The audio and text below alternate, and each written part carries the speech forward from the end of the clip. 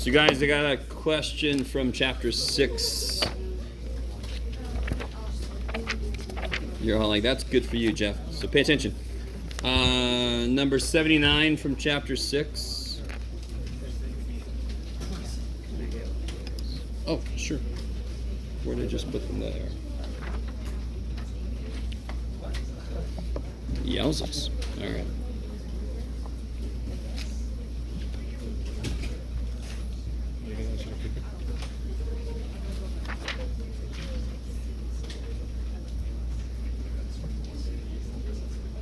Everybody got the practice test? I guess so. Thank you. You're welcome. Trying out this being nice thing. I don't like it.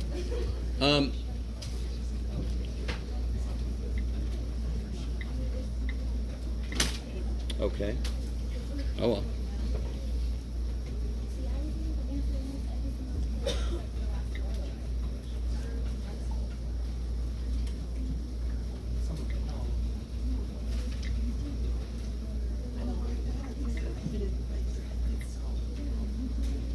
Nifty. All right. Well, too bad for us.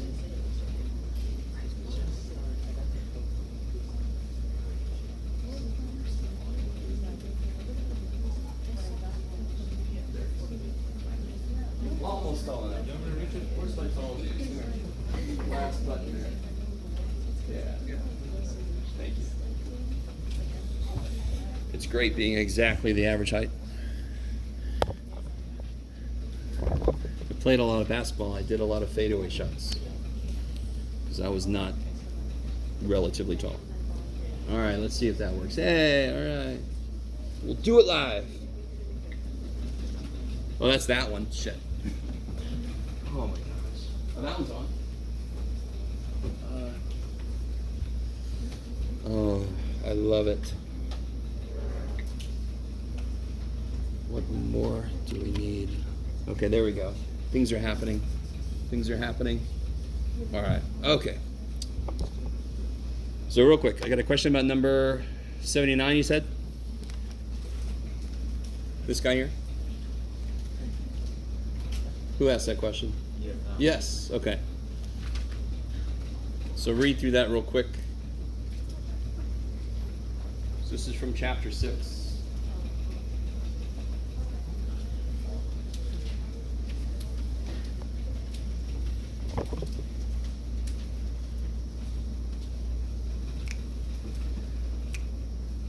All right.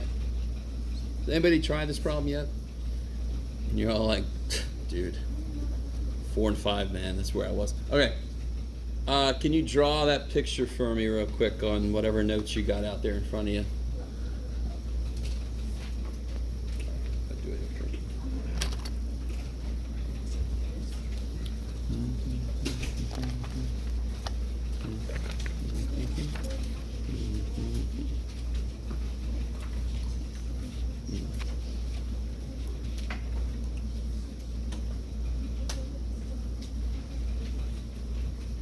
What's happening? What shape does this have? A normal room. It's got a normal curved bell shape. I love it. What goes in the middle?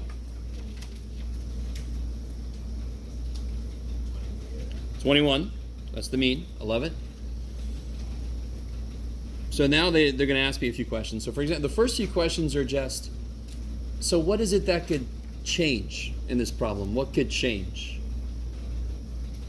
I mean, the average number of days for a criminal trial is 21 days, right? So what could change? Does the criminal trial have to last 21 days? No, it could last anywhere, just as an average 21, correct? So what is the variable in this? What is it that could change? The length of the trial, exactly. How many days it lasts, correct? So that's what this kind of question means. You see this question a lot, this part A. That's all it means, is what in this problem could change.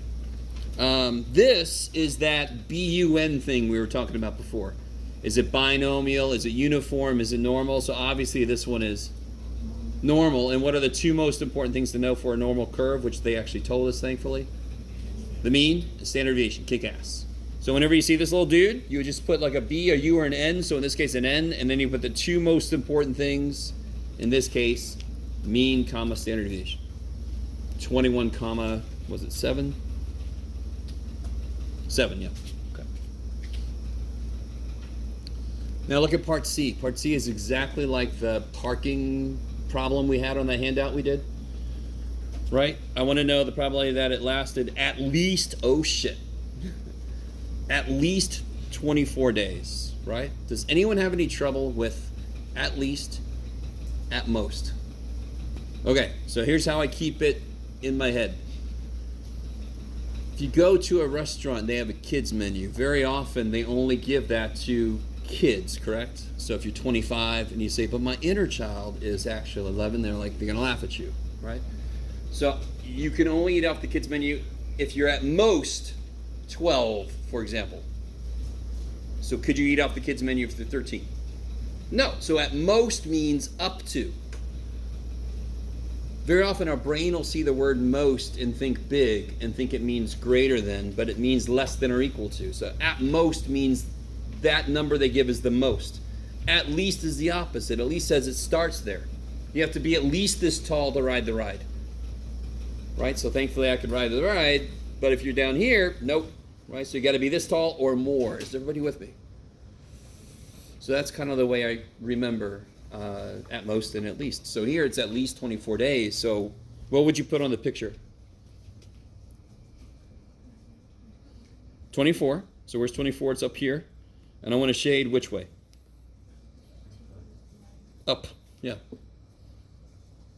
Up, right? At least 24. Okay, let's see who remembers. What would I do next to start to figure out this probability?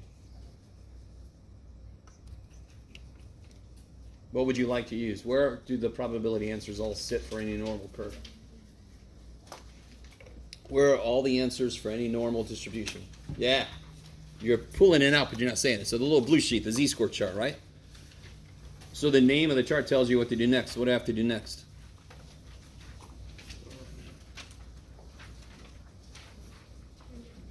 Turn it into a z-score, yeah. Yeah. And what's the formula to turn it into a z-score?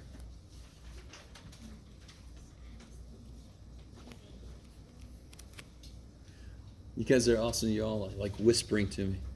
Jeff. Okay. You guys, yes? X minus y over standard deviation. Careful. X minus mu, right? Oh, mu. Yeah. Sorry. Our data minus the middle divided by the spread. The z-score formula is always that. Right? We did a lot of this last time, didn't we? I mean, I want this to be and I told you guys, normally they're going to give us a raw score, we're going to convert it to a z-score, and then we're going to look up the area. Right? So again, if I know how far from the mean I am, relatively, I know how much area I've left behind me. So that's all the z-score chart does, is it formally tells me how much area I've left behind me. So if I can just figure out, okay, how relatively far away from the mean am I? All right, I got to make a z-score. That's relative distance. Then the chart will convert it to, oh yeah, if you're that far, you've left this much area behind you. That's all it does. Is that all right? Who asked that question? I forgot. Yes? Y'all look, I'll tell you this. The looks on your faces tell me it's not okay. What's happening? Or now I can't tell. Oh my God, there's so many of you I never want to play poker with. Yes? So then how do we do D? All right.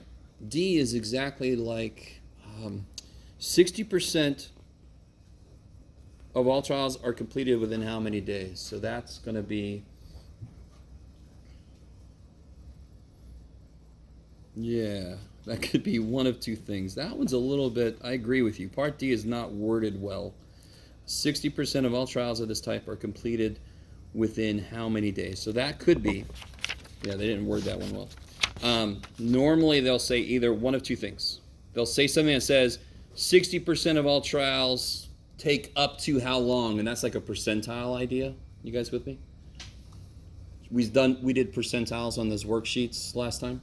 Yes? Okay, all right. Let's see.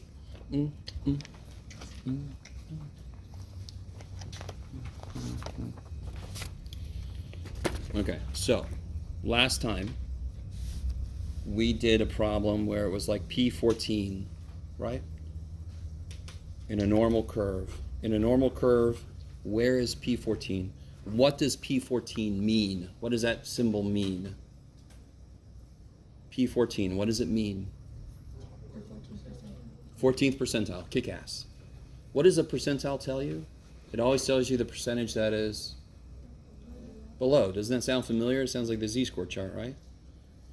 So another way to look at the z-score chart is it's just a chart of a lot of percentiles, because it's the area below something. That's exactly what a percentile is. Where would the 14th percentile be? The mean cuts the picture in half. So the mean is the 50th percentile. Cool? Where would the 14th percentile be? Which direction? Yeah, only want 14% to be in here, right? Now we're doing a little example based on what this problem could be. We did exactly this problem last time. Exactly this. It was with the time it takes to find a parking space. And I think the very last question was, what's the 14th percentile time? Okay. So can you look up the z-score for this? Do I have any z-charts left? Yes.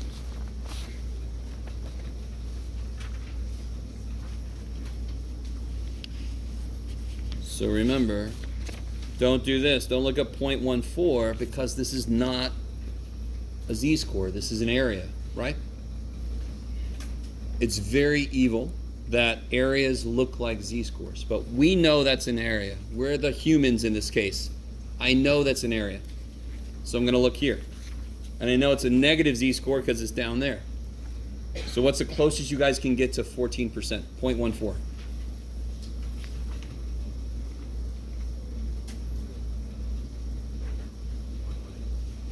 Where are we at? What's the closest you can get? Tell me the numbers.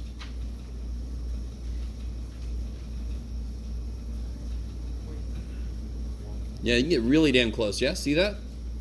That's pretty damn close. 1401. So what z-score is this? Negative 1.08. Okay. So in this case,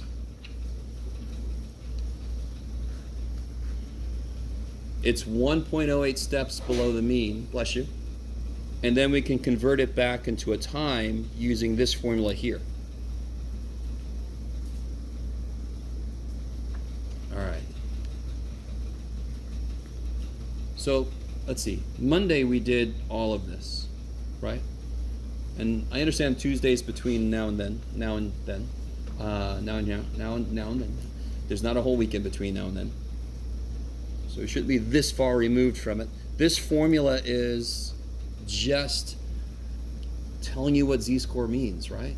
What does a z-score mean? What does negative 1.08 mean? What does that mean? It's a z-score, correct? So what's it mean?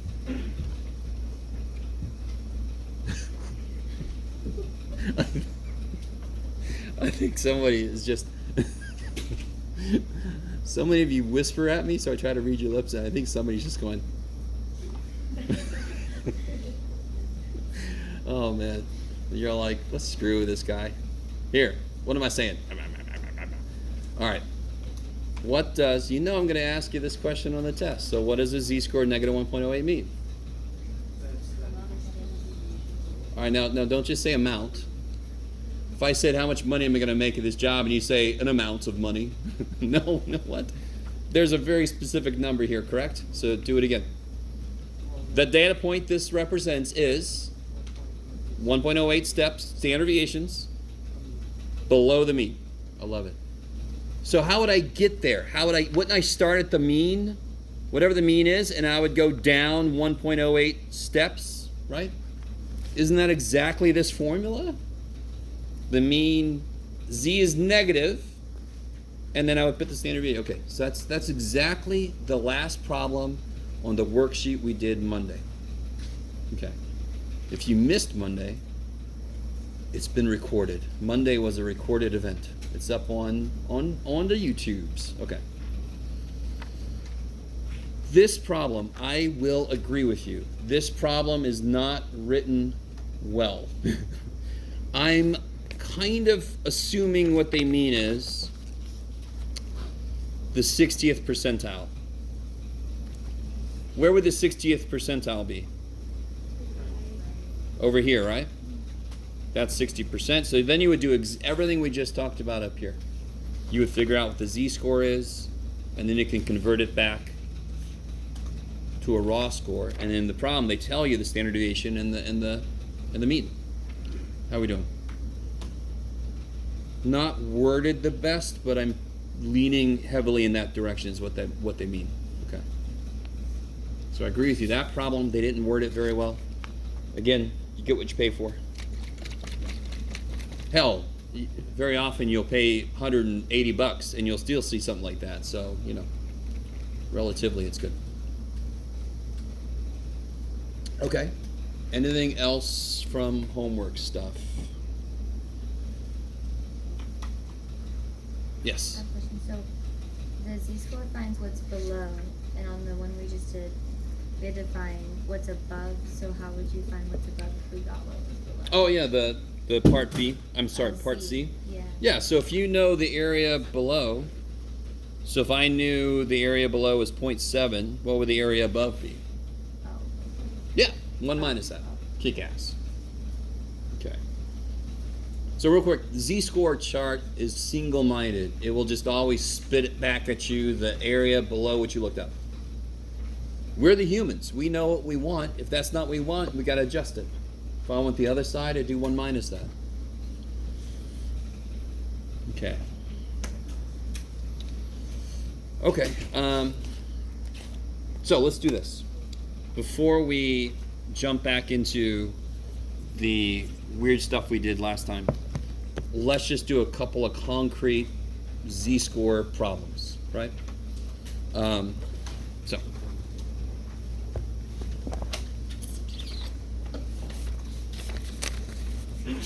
Okay.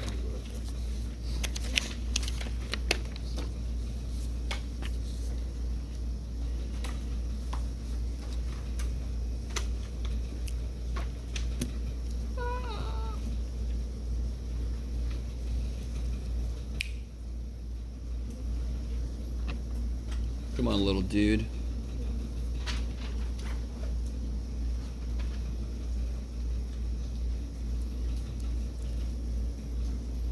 I love technology. I wanted to do it up here just so I could. There we go. All right. Okay. So we have a normal distribution.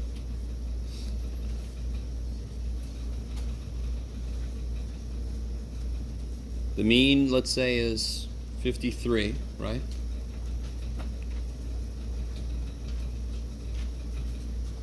It's up to you guys. If you want to do this with me or not, it's completely up to you. Just remember, if you don't do it, you're not going to get as much practice as you could have. So I got a normal distribution. The mean is 53. The standard deviation is 14. Can you draw that picture real quick for me?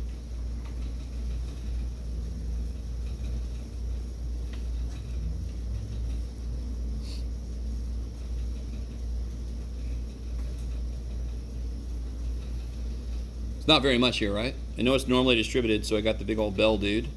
What goes in the middle? 53. Don't worry about 14. He'll come into play later. So now if I ask you a question like, what's the probability that I get a value that is more than 50?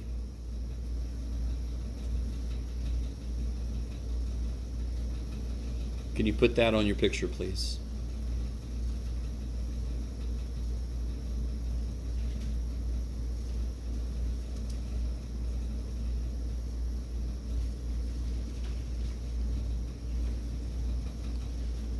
Where's 50?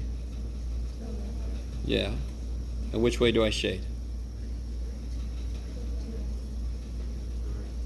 Yeah, shade. Again, that points you in the right direction. It's crazy. Little inequality symbols, an arrow.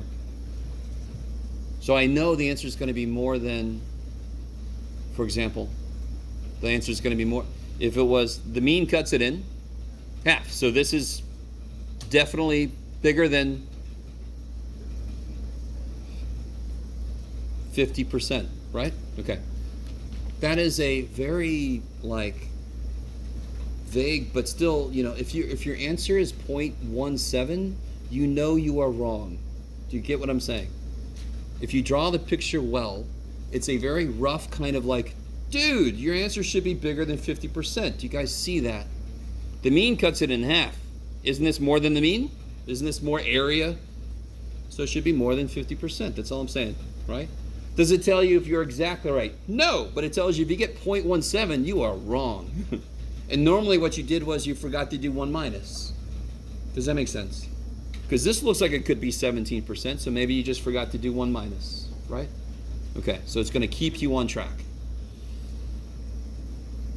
Since it's a normal curve, this has got all the answers to any probability questions, right?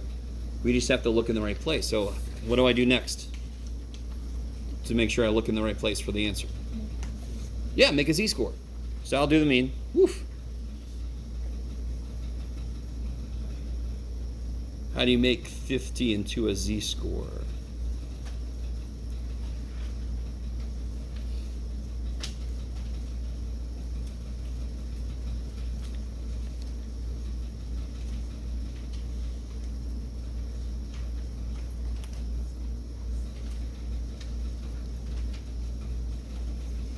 What's it look like? Yeah, sure. Okay, x minus the mean divided by standard deviation. So what's the x? X is always the data point we're curious about. Mu is always the mean. And in this case, the standard deviation is 14.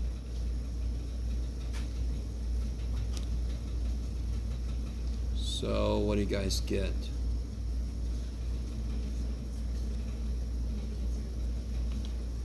Negative 0.21. Okay. Does it look right? Rounded correctly? Okay. Okay. Go look that up. Go look that up.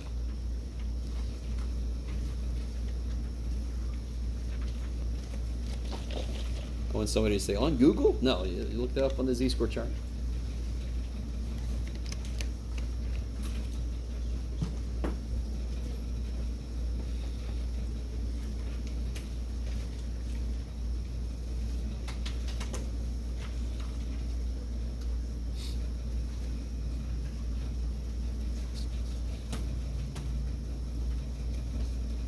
What do you guys get when you look at negative 0.21? Yeah, 4168. I like it.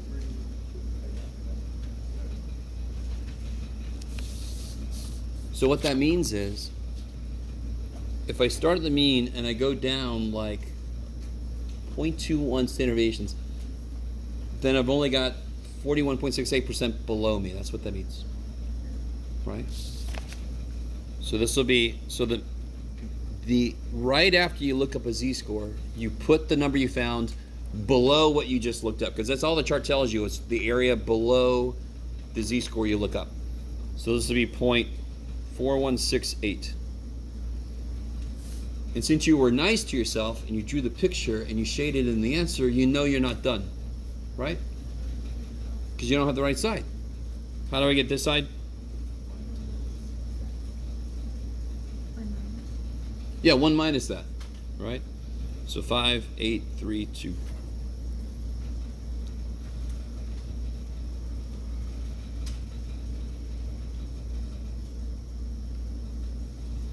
Now, I just want to throw this out there. We're still at the stage of getting used to z-scores, getting used to the z-score chart. So there's kind of 2 levels of things. The first level is, do you understand how this stuff works? And then the second level would be, okay, I understand how it works, Jeff. What do we actually use this for? Okay. So that's what we're getting towards. We're not there yet. What does this mean? 58% is above. Yeah, 58% would be above 50, whatever these numbers mean. I didn't give us a, so maybe this is ages. So 58% of people in this place are more than 50 years old. You guys with me? Okay. All right. Okay. And again, we did that whole worksheet on Monday. The problems do not change much. They have to give you a mean, they have to give you standard deviation, and then they have to give you, find the probability that it's more than this or less than this or between these two things, right? So we basically covered every possible kind of probability problem they could throw at us. So what about this? What about same setup, same situation, but now I want to know what is P, what do you got, Jeff? P71. What's the age that would put somebody in the 71st percentile, right, in this group? So can you draw that picture for me?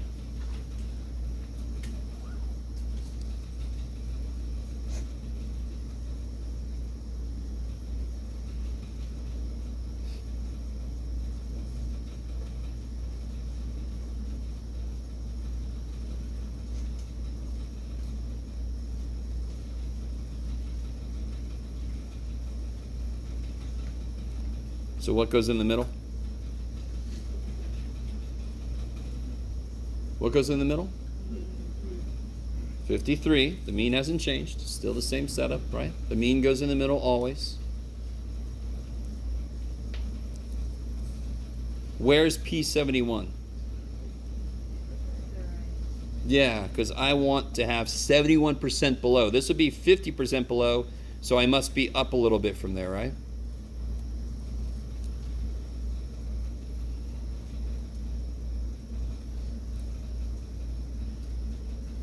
So what I want to find is the answer is right here. Everybody there it is. There's the answer. Whatever that number is the answer. So how the hell do if I could figure out how far above the mean to go to have 71% below me, I would just add that amount onto 53 and I'll be done. That's the whole idea. And we have a chart that tells me this is how far you have to go to have this much area below you, right? So when I say I want to know how far above 53 I want to go, what is that?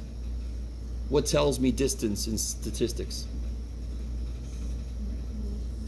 That's what we use, but what tells me the actual distance? It's like z-scores, right?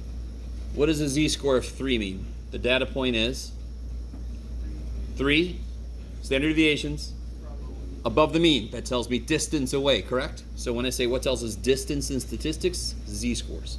Standard deviations are the units it uses, right? So like feet versus inches versus centimeters. Okay.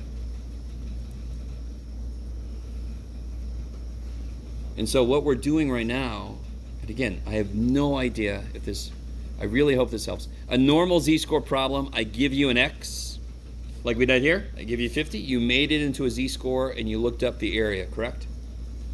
Here, I gave us an area, we got to look up the z-score and then we can change it back into an x. I have to go through those steps. So can somebody please look up 0.71, what z-score is that? Is it going to be positive or negative z? And how do you know? I love it. It's supposed to be good because it's up. Yes, it's above the mean, so it's going to be positive. 0.71.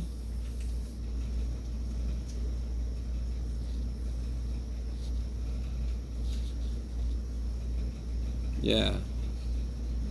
So that's the closest I can get right there. You guys see that? That's 23 away, that's 12 away. You guys see that? So then it's going to be, what is that? What z-score is that? 0.55. I love it. Okay. So the z-score here is 0.55. I always put z-scores in parentheses just to keep it straight for myself. You don't necessarily have to.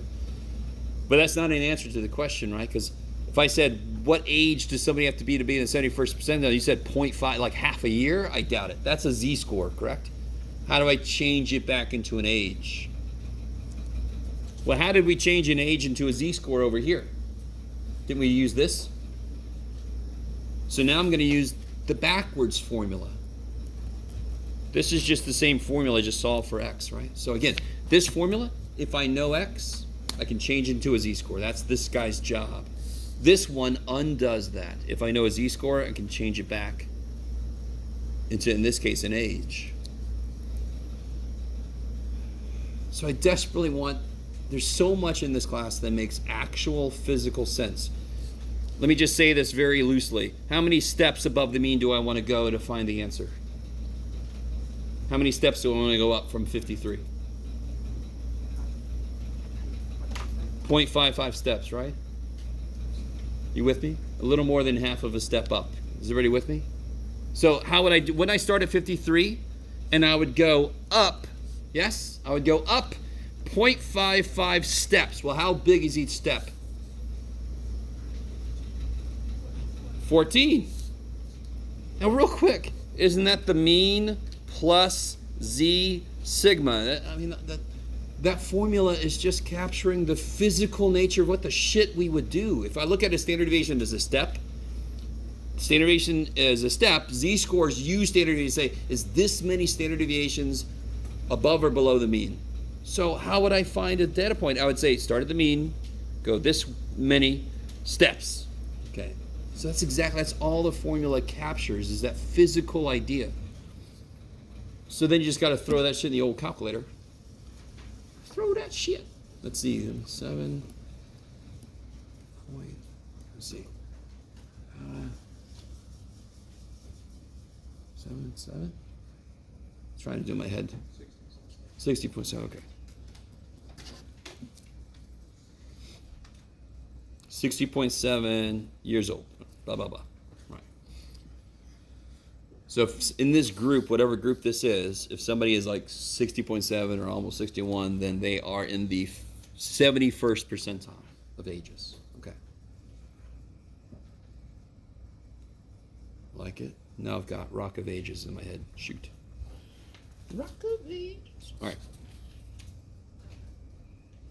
So that handout we did on Monday is key. I know a lot of you probably haven't quite gotten into Chapter 6 homework. If I were you, I'd have that sucker sitting next to me as I get into Chapter 6. 6.1, let me make sure I remember correctly. I believe 6.1 is just z-scores.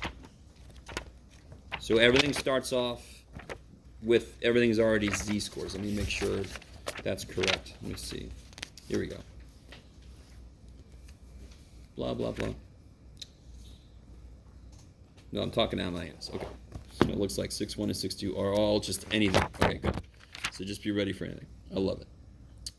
So you're going to see all the problems are going to be basically exactly like on the handout. They got to give you a mean, a standard deviation. They have to tell you it's normally distributed. Okay. All right. I like it. Yes? Can you go back to the left side of the sheet? Yeah. Okay. Sure. All right. Any other specific questions about anything? Okay. All right, so let's do this. Has anybody not got this handout here? Because that's what I keep referring to. This side is what we did last time. Right? And there's that one problem, 14th percentile problem we did. You need one?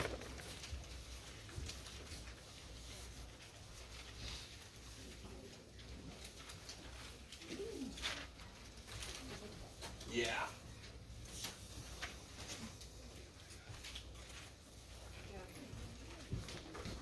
Oh, okay.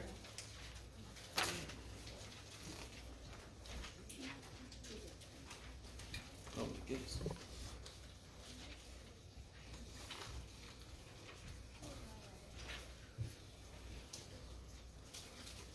We also are on it? Okay. Oh, sorry.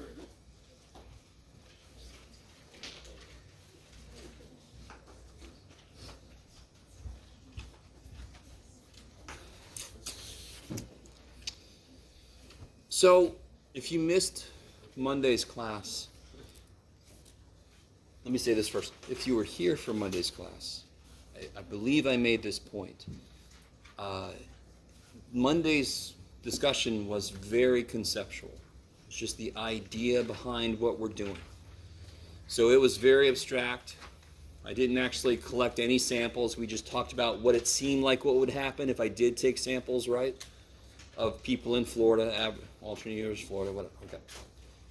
So as a student, now listen, as a student, I understand whenever I'm going over something, you're like, all right, what's this mean for me? What's this shit gonna look like? What am I gonna have to do for homework?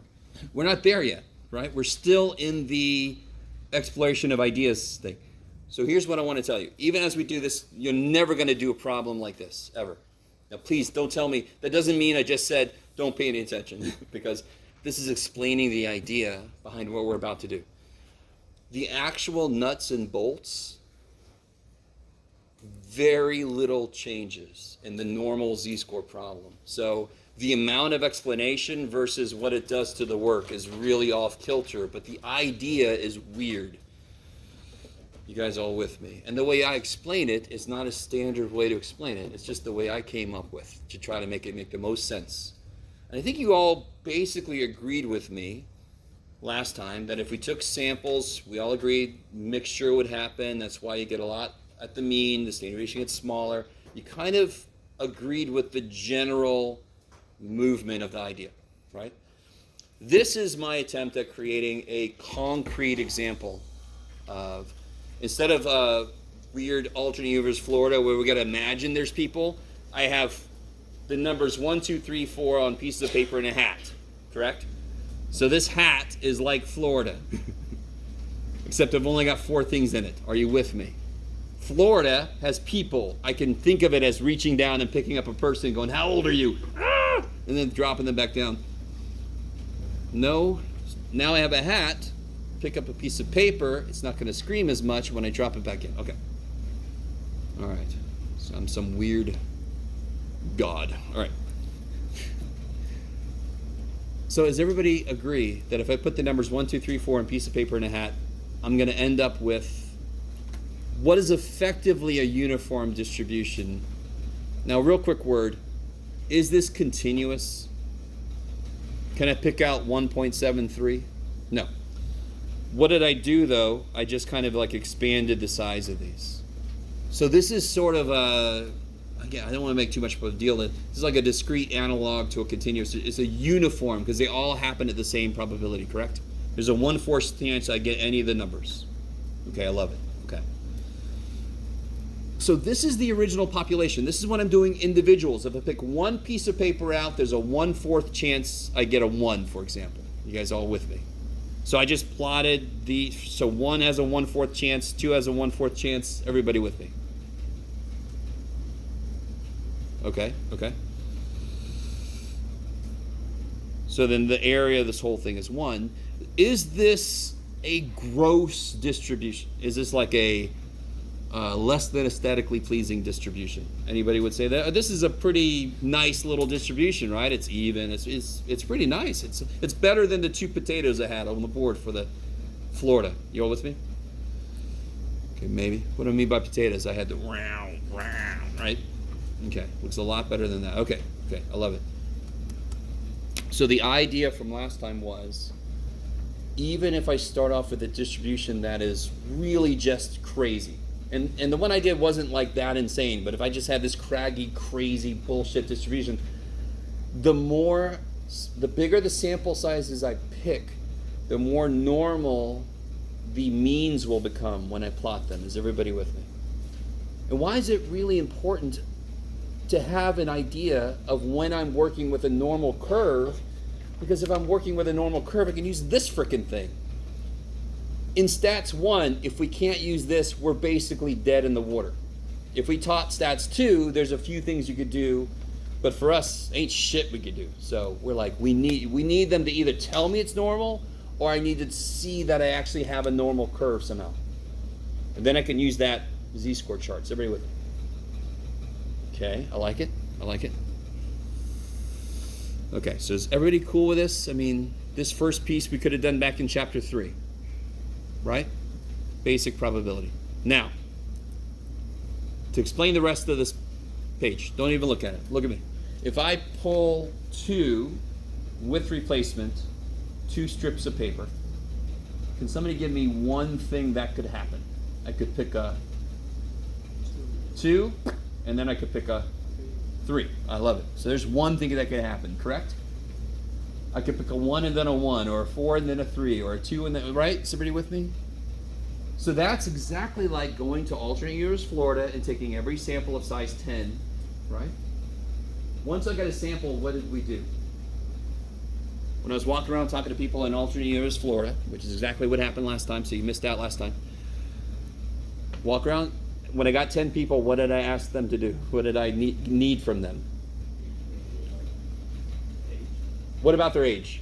There are 10 people, so I can't just say, what's your age? What's your average age? Right? We got the mean of the ages. Are you with me? So the first thing I drew was if I talk to one person at a time and plot their age. That's how I built that weird freaking picture, right? The second thing was, what if instead of one person, I talked to 10 people at a time and then plotted their average age? It became a lot better. And of course it did, because if I take groups of people, they should kind of average out. That's the whole idea. That's why this biggest peak was suddenly around the mean. Okay, maybe. So, look what I've done down here. Look what I did. No, first off, I'm sorry, before I get too far. Does everybody agree the mean is 2.5? They're all equally likely, right? You with me? To get this, and in fact, let's do this. Let's do it. You all have a calculator. Let's very quickly do this. Do I have a calculator? Yes. Okay. That is useful. You can either do this with me or you can just sit there and watch. Okay.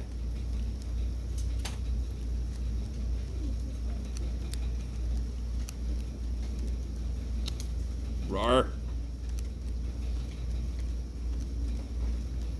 So what I'm going to do is I'm just going to put this into list 1. This should feel very familiar. It's exactly what you guys did on the quiz. Hopefully. If you didn't do this on the quiz, I'm a little concerned. Oh, hopefully put this in there correctly. Okay. Right, and then what would L3 be if I want to figure out the mean? Yeah, L1 times L2. And then what would L4 be? Yeah, because I want to get x squared p of x. I love it. So then I would make this L1 times L3. Okay, I like it. So I'm going to show you a little shortcut to some stuff. This always, the reason I don't show this all the time is because it's a little confusing. But if I calculate 2 variable statistics on L3 and L4, because what do I want to do now? What do I want to do with these?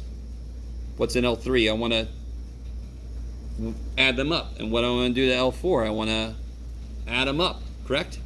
So look what happens if I do 2 var stats. It's going to tell me a lot of shit. What's the only thing I care about? The sum. So the sum of L3 is 2.5. That's the mean, correct? And the sum of L4 is 7.5. I've given myself exactly 0 space to do any of this because I wasn't really planning on this. But if I want to get the variance, it would be this, right? This minus the mean squared. Is that cool? Right, so if you want to just kind of watch, I'm not doing anything weird or new. This is old shit. This is exactly what was on the quiz today. So I would do 7.5 minus 2.5 squared. Jeff, 7.5 minus 2.5 squared. Did I do it again? Oh, this time I left out 7. Someday I'm going to do it all at once. It's crazy. There we go. Square root of that is going to be my standard deviation. So there's where the 1.118 came from. Is that cool? Okay. So that's all I did to calculate that. Okay. I like it. I like it. I like it a lot. Now, real quick, can you guys do this for me? Just because.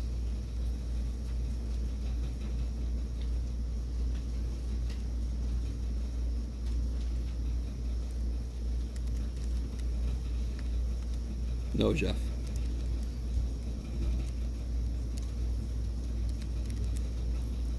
So I get 0.7905, right?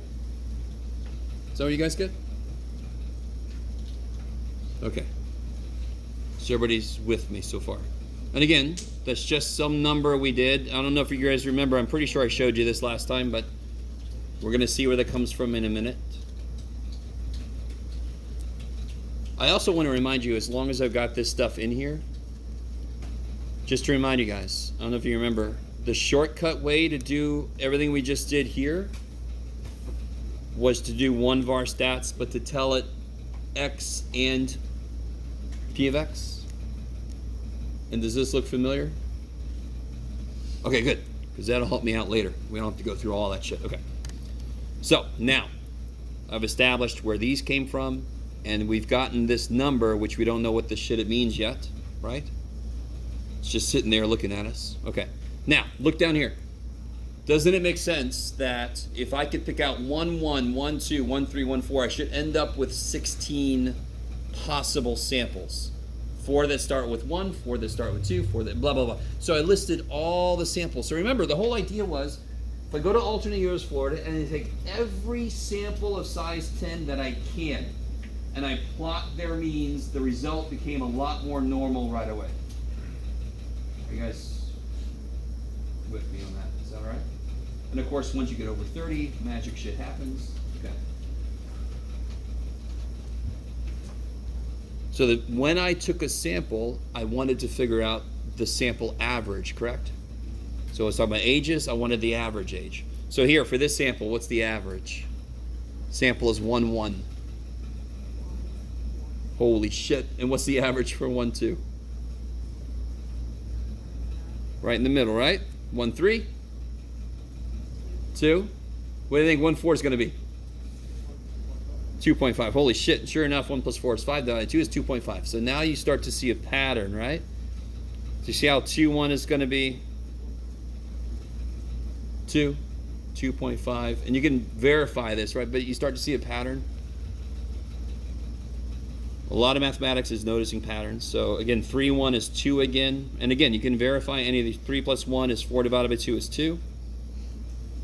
2.5, 3, 3.5. Get out of there, 3. 2.5, 3, 3.5, 4. So just to really make sure, you guys, I noticed a pattern, but all these are averaging these samples, correct? That's what these are. That's why I've got them labeled as X bars. Yes? Okay, maybe.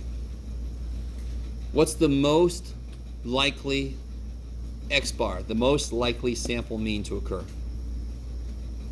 Which one occurs the most? Which mean occurs the most?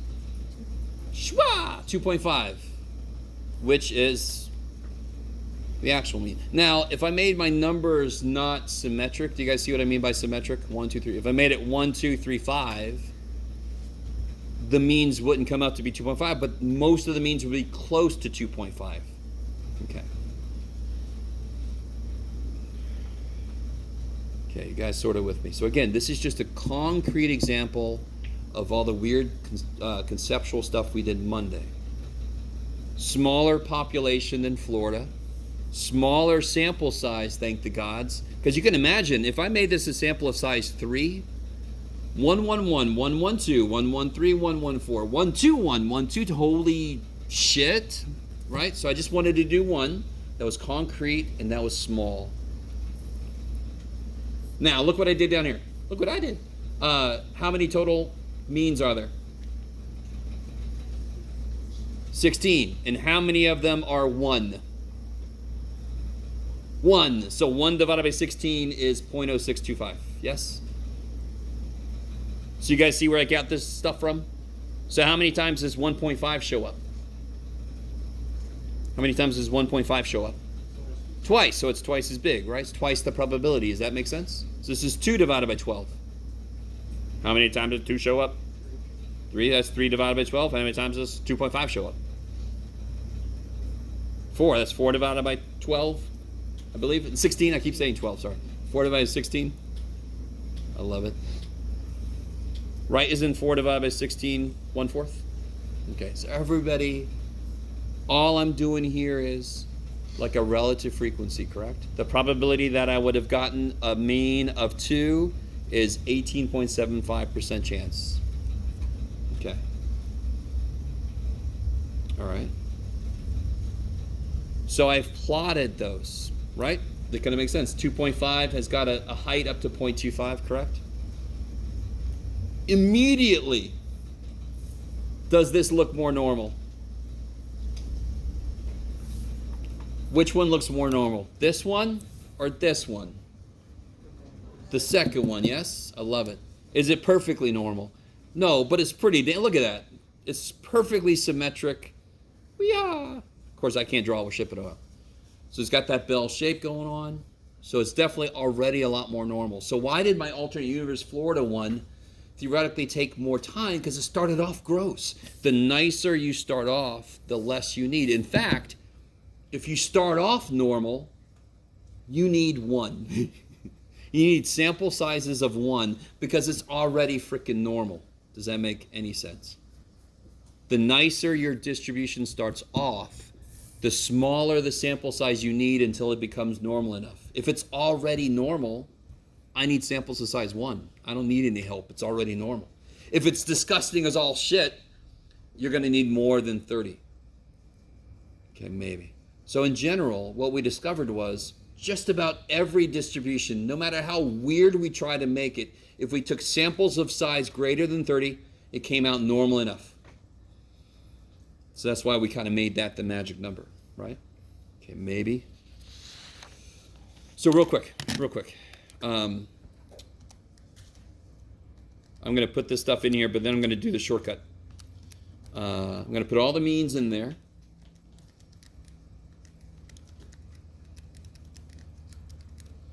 And I'm going to put the, did I get them all in there? Yay.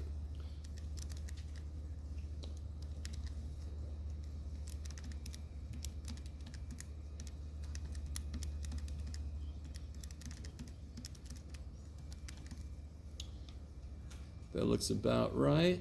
Yes, okay. So I'm going to do the shortcut stat, calc, one var stats, L1, L2. Does that number look familiar? Isn't that what we did up here? Right? Of course, I didn't round correctly earlier, apparently, but it's too bad for me.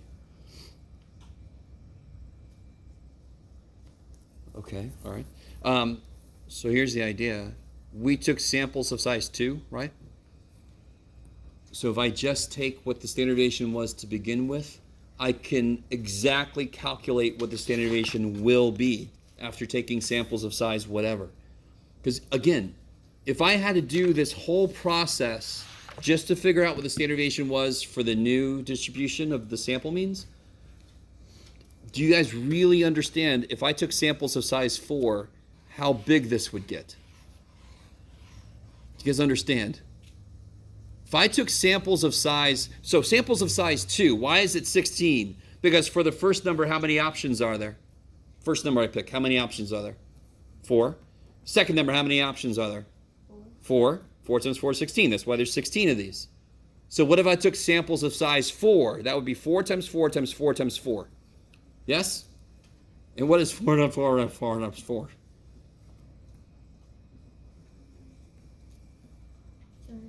So I would have 256 yellow spots. Do you understand? So dear God, Jeff, let's not go through this entire thing for every problem we get. Again, doing this, I could calculate the standard deviation. Just like we just did. I put all the data in and we calculate standard deviation, correct?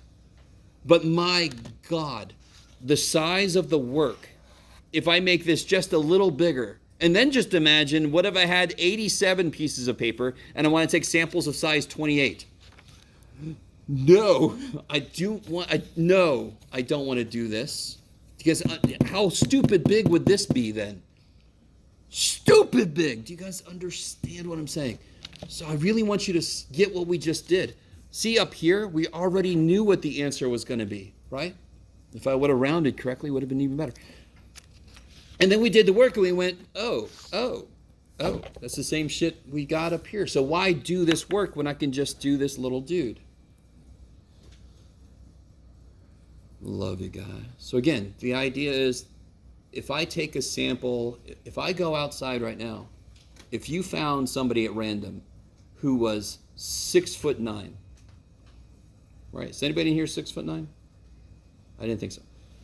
If you went out there and you just randomly picked somebody and they were 6'9", you would go, oh, okay, that's a little weird, right? You with me? If you walk outside and you just take a random sample, a completely random sample of 10 people, and their average height is 6'9", how do you feel? You would be like, what is happening today? Where am I? Should I be here? Is there a game of some kind happening? Or is this a convention? Are you guys kind of with me? So, again, what does that translate to? If I take samples, it becomes much less likely that I get an extreme value. I can go out and take a random person and they could be 70. That would freak me out a little bit, but we definitely have 70-year-olds running around that maybe walking around the campus, right? Running around too. I see them up on Coles Mountain, hiking up there and going faster than me, so I'm like, I'm not gonna. You guys all with me?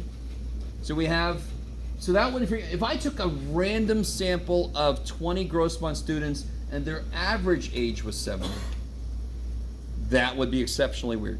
You guys with me? Okay, maybe. So again, that's why the standard deviation gets smaller, because it becomes less likely for anything to be far from the mean. When I take samples of size whatever, there should be a mixing going on. There should be getting closer to the average. There should be less stuff out at the extremes. And that's why the standard deviation becomes smaller than it used to be, right? So let's do this. I still see the appropriate level of concern in your eyes, and it basically means what does this shit gonna look like in a homework problem, right? Okay. All right, let me transition to the board. All right. Enough of this overhead.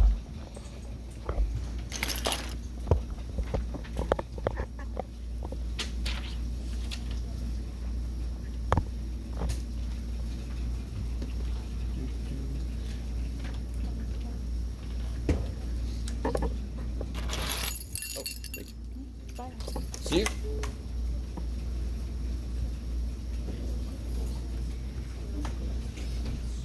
So, just to kind of summarize, I believe I wrote this up here before.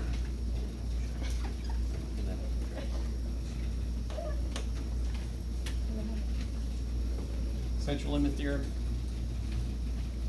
There's three parts to this, and we saw this last time.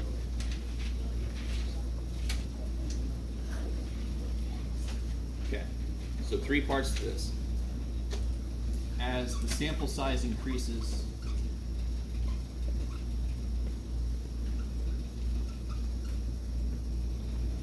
the sampling distribution. Now, what they mean by sampling distribution, you'll see this phrase sometimes, is just the distribution of the means.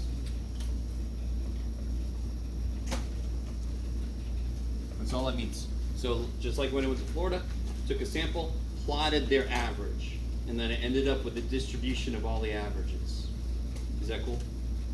So the bigger the sample size gets, when I plot those averages, the picture becomes more normal. The distribution becomes more normal. And no matter what, if n is greater than 30, we can assume it's normal enough.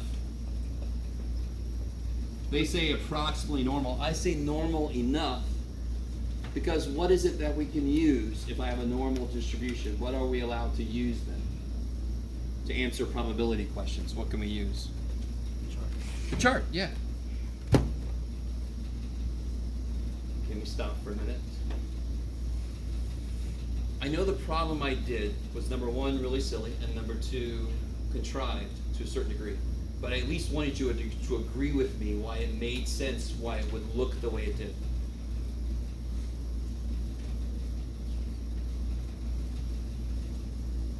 So if I have a problem in the work and it does not say it's normal and it asks me a probability question, as long as they're asking a question about sample means and the sample size was bigger than 30, it is normal. It is. normal enough, but that's all we care about. Then I can use the z-score chart to look up areas and get the answers. Okay, maybe.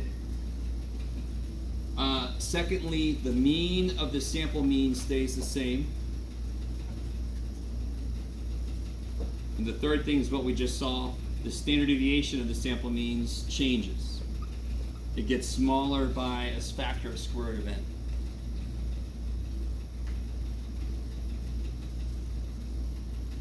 So everything we did in chapter 6, I was taking one person or one thing at a time, correct?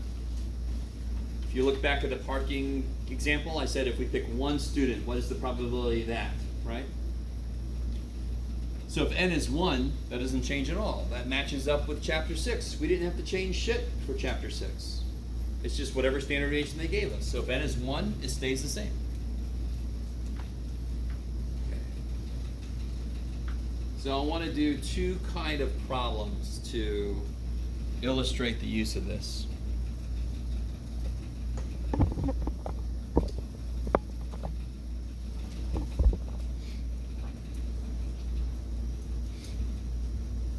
So one kind of problem I like to give is this, let's say, heights kindergartners. Oh, now you're going to get in trouble with that. What are heights of kindergartners? Are normally distributed with a mean of, what makes sense? Like 41 inches, maybe? Oh, that's that. 41 inches would be 3'5". It might be a little tall. Okay, that's about right. Okay. And a standard deviation of, let's say, 3.2 inches.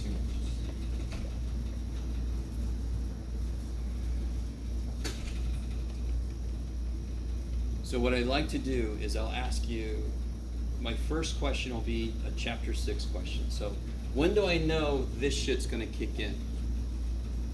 I know it's gonna kick in when I take a sample and I ask a question about the sample mean. It sounds like a note to take. When do I know when to do this? When I take a sample and I ask you a question about the sample mean. So watch this question I'm about to ask. If I pick one kid,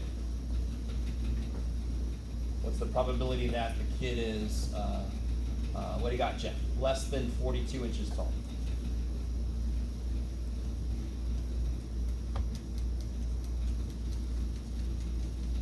Do I have to do this stuff? Did I take a sample of kids? Nope. Did I ask about a sample mean? Nope. So that's just the chapter 6 problem, right?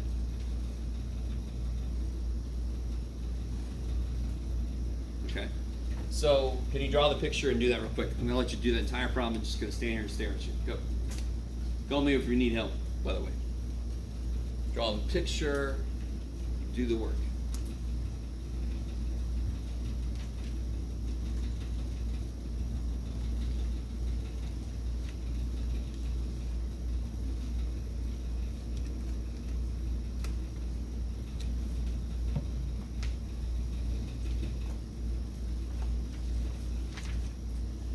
By the way, I want to say something. If this stuff is not making sense, first would be ask questions in class the minute it stops making sense, right? But if you're somebody who doesn't feel comfortable doing that, come see me in my office, right? When I have office hours. And I have a lot of office hours all over the place. If none of those work, email me and say, I can meet you this time, this time, this time. And I can tell you, I'm actually in my office then, just coming over. You guys with me? See tutors. We have tutors that are free, right? You can go on Craigslist and pay a lot of money and maybe die. Or you can go to Mass Study Center, where we currently have, right? Has that not happened? Craigslist will sometimes lead to harmful situations. Is this true? You don't want to be in the next Lifetime movie. So, and has anybody ever gotten a tutor from like a tutor list or from Craigslist or from somewhere? Anybody ever gotten a tutor? Anybody ever met with a tutor outside of a school? So you guys, do you have any idea how much money they charge? Low end would be $35 an hour. Yeah. So, free is good, right? So what I'm saying is, I see a lot of people who are upset, and if you're not doing the things to make the class make more sense, I don't know what to do for you. You've got to come see me. You've got to get help from somebody. But if you would rather just sit there and be angry, that's fine. That's fine. But if you're not where you want to be with this stuff, start doing the things you should be doing. Does that make sense? If you're really behind on homework, what did I say on the very first day? If you get behind on homework, come see me. I'm the guy who assigned it. I can cut it down a little bit for people, help you catch up. Does that make sense? Okay. All right. Okay. Sorry. Go back to your problem.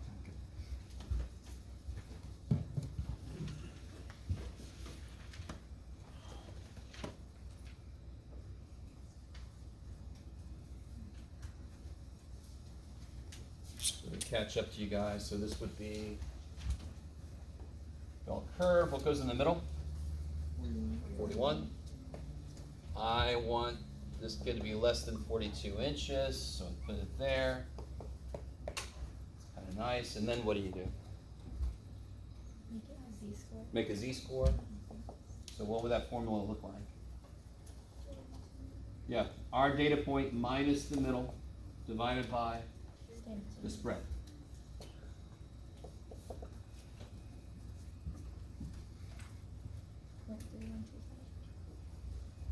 .31. And remember, Z-scores, now we got to be really careful because this will get people, this is another evil thing. What I'll get is this. I'll show you a problem I get. I'll get somebody does this, right? And they do this, and then they say the answer is 31.25%. Yay! Did we just calculate a percentage? And I'm not saying you were going to do that. I'm sorry. I want you to understand. But it can made me remember a really big mistake people make. Because what did I tell you? Z-scores look like areas. They look like percentages. And that's just too bad. They're just numbers, so they're going to look like each other. So please, dear God, when you do a formula, tell yourself what the formula is doing, right? It's the people that leave this off and then they just circle that. So I got a Z-score right now. So of course I'm going to round it to 2 places because the chart only goes to 2 places. I like it. Now what do I do with that? What am I going to do with 0.31? I'll tell you what to do with 0.31. No, stop. What do I do with 0.31? What do I do with it? I get the answer from where? From the chart. Okay. So look up 0.31. What do you guys get? 61.7? Is that what it was? Okay. If I ask you what that means in words, what would you say? There's 2 kind of main ways to answer that question. What is 61.7? What does that mean? Now I'm going to get a lot of whispers, okay. 62%. Yeah, 62%. That's not explanatory. That's a number. Of kindergartners are less than 42 inches tall, right? Or the probability that one kindergartner is less than 42 inches is 62.17%. Those both say the same thing mathematically, but they certainly sound different. One is the probability one kid is this, and the other one is the percentage of all of them is this. They both mean the same thing. And you guys know this. If 10% of the people in here are left-handed, what's the probability I pick a left-handed person? If 10% of the people in here are left-handed, what's the probability I pick a left-handed person? 10%. Same thing, yes? Okay, maybe. So what am I trying to tell you? I'm trying to tell you I will ask you exactly that kind of question on a test maybe. That might be happening soon, okay? So you'll calculate a number and I'll say, explain to me what the hell that means. 2 main ways you can do it.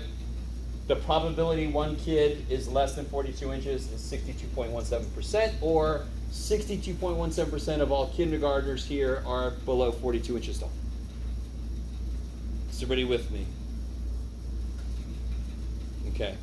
That was a big reaction. I got like 4 people shook their head. Okay. Now, not surprisingly, the next question I ask you is going to be related to this business. So that's done. So part B would be, what if I pick 12 kids? What's the probability that the sample mean is less than 42 inches? So now that I've put you through, and yes, that's a good way to put it, I've put you through the derivation of the idea. I can sort of tell you this. The trigger for when to do the weird little standard deviation change, and I already said this, but just to really highlight it, when I take a sample and I ask a question about the sample mean, I should immediately do what? What now has to happen? Does the mean change? Nope, stays the same, right? What changes? Standard deviation, how does it change? The new standard deviation, the standard deviation of the sample means is going to be what?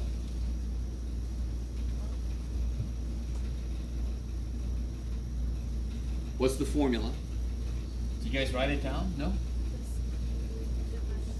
Yeah, so what's it going to be? It's going to be 3.2 divided by square root of 12. Good. Sample size 12. Old standard deviation 3.2.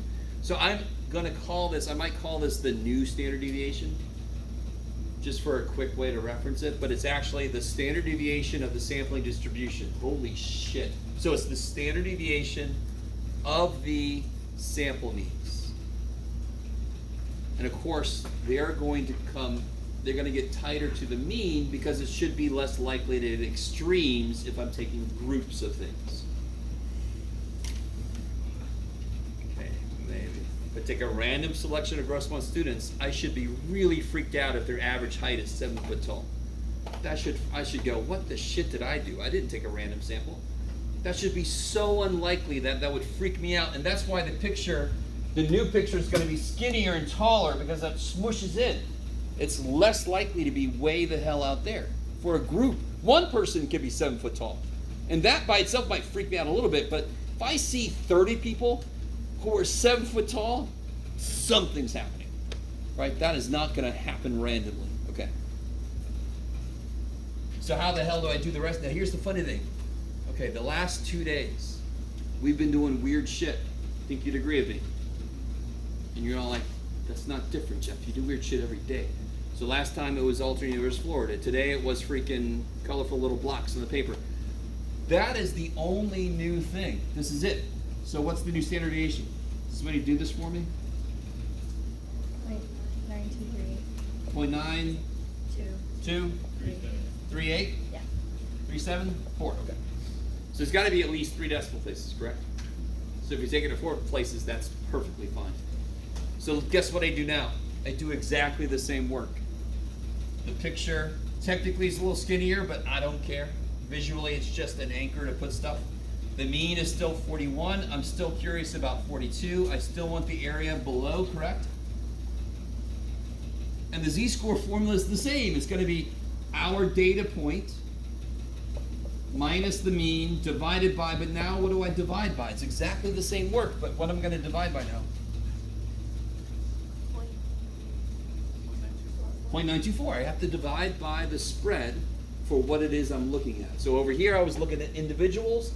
I use the spread for individuals. Over here, it's about a group of 12 kids. I better use the standard deviation that's good for 12 kids, right? So divided by 0.924, help me out. What the hell is that? 1.08?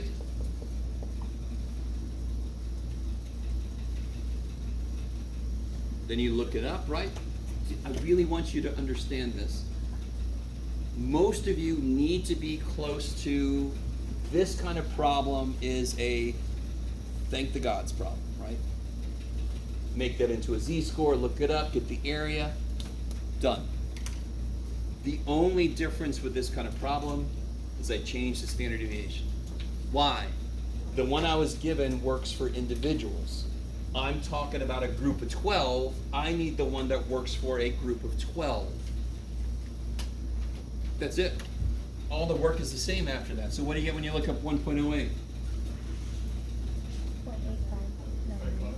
8599. So for one kid, for one kid, it was about a 62% chance they would be below 42. For a group with 12 kids, it's an 86% chance. Why does that make sense? Because again, the whole picture moved in. So a lot of the shit that was out here moved in there. It got closer, so it's going to catch more stuff. Did I give you guys? Yeah, I did. Just to point this out real quick, we're basically out of time, but number 5 is the problem that is like this. So it starts off with a normal chapter 6 problem, and then I take a sample later in the problem.